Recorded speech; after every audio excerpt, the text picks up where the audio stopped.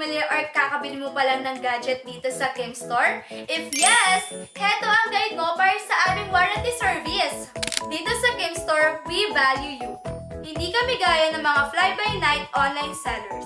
Dito, we stick to our warranty policies. Malinaw at maayos. May sariling license at certified technical team din kami. Kaya kung may issue, sure ka, expert ang hawak. From simple software updates to hardware repairs, yakang-yaka yan.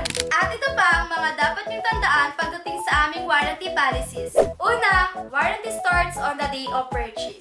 Pagkabili mo pa lang, start na agad yon ng warranty mo. Pangalawa, lahat ng gadgets ay may lifespan. Depende sa brand, build, at syempre sa paggamit mo. Kaya maging maingat din sa paggamit ng iyong biniling gadgets.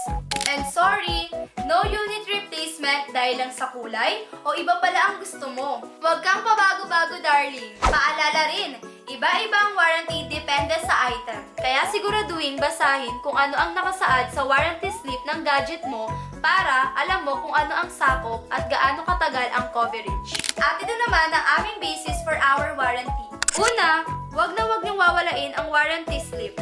Yan ang proof mo.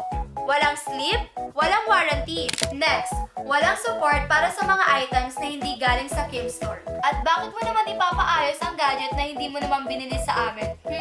Next, laging i-check ang warranty sa product description ng website, hindi yung nasa box. And lastly, hindi kami nagre-reissue ng mga warranty slips. So please, itabi ito sa safe place. Responsibility mo yan, community. Kaya naman, alamin mo ang warranty mo para iwas stress at iwas hassle. Hanggang sa muli mong pag-order, community!